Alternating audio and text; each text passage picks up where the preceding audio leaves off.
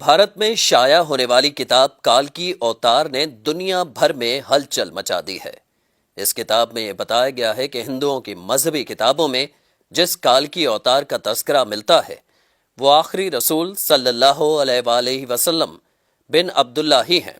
اس کتاب کا مصنف اگر کوئی مسلمان ہوتا تو وہ اب تک جیل میں ہوتا اور اس کتاب پر پابندی لگ چکی ہوتی، مگر اس کے مصنف پنڈت وید پرکاش برہمن ہندو ہیں اور وہ الہ آباد یونیورسٹی سے وابستہ ہیں۔ وہ سنسکرت زبان کے ماہر اور معروف محقق اسکالر ہیں۔ پنڈت وید پرکاش نے کالکی اوتار کی بابت اپنے اس تحقیق کو ملک کے 8 مشہور و معروف محقق پنڈتوں کے سامنے پیش کیا تھا جو اپنے شعبے میں مستند گردانے جاتے ہیں۔ ان پنڈتوں نے کتاب کے بغور مطالعے اور تحقیق کے بعد یہ تسلیم کیا ہے کہ کتاب میں پیش کیے گئے حوالے مستند اور درست ہیں۔ برہمن پنڈت وید پرکاش نے اپنے اس تحقیق کا نام کالکی اوتار یعنی تمام کائنات کے رہنما رکھا ہے۔ ہندوؤں کی اہم مذہبی کتاب میں دراصل یہ ایک عظیم رہنما کا ذکر ملتا ہے جسے کالکی اوتار کا نام دیا جاتا ہے۔ سو پنڈت وید پرکاش گہری تحقیق کے بعد یہ دعویٰ کرتے ہیں کہ اس کالکی اوتار سے مراد حضرت محمد صلی اللہ علیہ وآلہ وسلم ہیں جو مکہ میں پیدا ہوئے۔ چنانچہ ان کا کہنا ہے کہ تمام ہندو جہاں کہیں بھی ہوں ان کو اب کسی اور کالکی اوتار کا انتظار کرنے کی ضرورت نہیں ہے، بلکہ اس کے لیے انہیں محض اسلام قبول کرنا ہے اور آخری رسول صلی اللہ علیہ وآلہ وسلم کے نقش قدم پر چلنا ہے جو بہت پہلے اپنے مشن کی تکمیل کے بعد اس دنیا سے تشریف لے جا چکے ہیں۔ اپنے اس دعوے کی دلیل میں پنڈت وید پرکاش نے ہندوؤں کی مقدس مذہبی کتاب وید سے مندرجہ ذیل حوالے دلیل کے ساتھ پیش بھی کیے ہیں۔ نمبر 1، وید کتاب میں لکھا ہے کہ کالکی اوتار بھگوان کا آخری اوتار ہوگا جو پوری دنیا کو راستہ دکھائے گا۔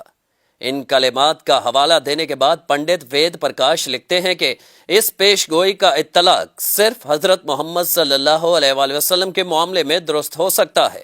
نمبر 2، ویدوں کی پیش گوئی کے مطابق کالکی اوتار ایک جزیرے میں پیدا ہوں گے اور یہ عرب علاقہ ہی ہے جسے جزیرۃ العرب کہا جاتا ہے۔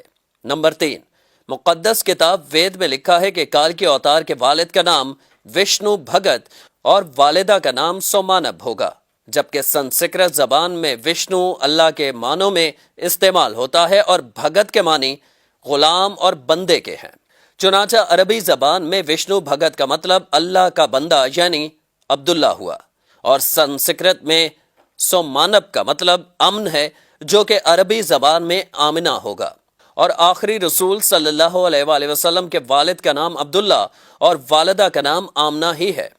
نمبر 4، وید کتاب میں لکھا ہے کہ کالکی اوتار زیتون اور کھجور استعمال کرے گا اور وہ اپنے قول و قرار میں سچا اور دیانتدار ہوگا، اور یہ دونوں پھل حضور اکرم صلی اللہ علیہ وآلہ وسلم کو مرغوب تھے، جبکہ آپ سچائی اور دیانتداری میں تو اس حد تک معروف تھے کہ مکہ میں محمد صلی اللہ علیہ وآلہ وسلم کے لیے صادق اور امین کے لقب استعمال کیے جاتے تھے۔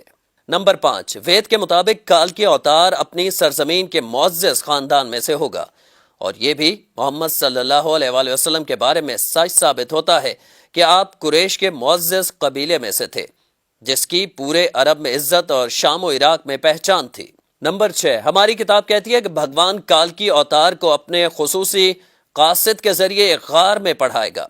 اس معاملے میں یہ بھی درست ہے کہ محمد صلی اللہ علیہ وآلہ وسلم مکہ کی وہ واحد شخصیت تھے جنہیں اللہ تعالیٰ نے غار ہرا میں اپنے خاص فرشتے حضرت جبرائیل کے ذریعے تعلیم دی۔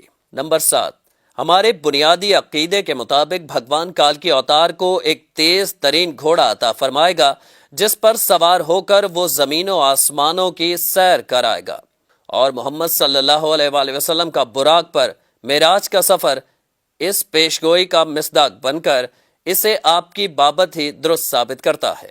نمبر 8، نیز لکھا ہے کہ ہمیں یقین ہے کہ بھگوان کالکی اوتار کی بہت مدد کرے گا اور اسے بہت قوت عطا فرمائے گا، اور ہم یہ جانتے ہیں کہ جنگ بدر میں اللہ نے محمد صلی اللہ علیہ وآلہ وسلم کی فرشتوں سے مدد فرمائی۔ نمبر 9، ہماری ساری مذہبی کتابوں کے مطابق یہ پیش گوئی ملتی ہے کہ کالکی اوتار گھوڑ سواری، تیر اندازی اور تلوار زنی میں ماہر ہوگا۔ پنڈت وید پرکاش نے اس پیش گوئی پر بڑا خوبصورت تبصرہ کیا ہے جو بڑا اہم اور قابل غور ہے۔ وہ لکھتے ہیں کہ گھوڑوں، تلواروں اور نیزوں کا زمانہ بہت پہلے گزر چکا ہے۔ اب تو ٹینک، توپ اور میزائل جیسے ہتھیار استعمال میں ہیں۔ لہٰذا یہ عقل مندی نہیں ہے کہ ہم اس دور جدید میں تلواروں، نیزوں اور برچھیوں سے مسلح کال کے اوتار کا انتظار کرتے رہ جائیں۔ حالانکہ حقیقت یہ ہے کہ مقدس کتابوں میں کال کے اوتار کے واضح اشارے حضور صلی اللہ علیہ وآلہ وسلم کے بارے میں ہیں، جو ان تمام حربی فنون میں کامل مہارت رکھتے تھے۔ ٹینک، توپ اور میزائل کے اس دور میں گھڑ سوار، تیز زن اور تیر انداز کال کے اوتار کا انتظار نری حماقت ہے۔ اس کو اتنا پھیلائیں کہ ساری دنیا کے ہندو کلمہ پڑھ کر اللہ تعالیٰ کے حضور سچی توبہ کر کے جنت میں جانے والے بن جائیں۔ کم از کم اپنے دوستوں کو ضرور بتائیں۔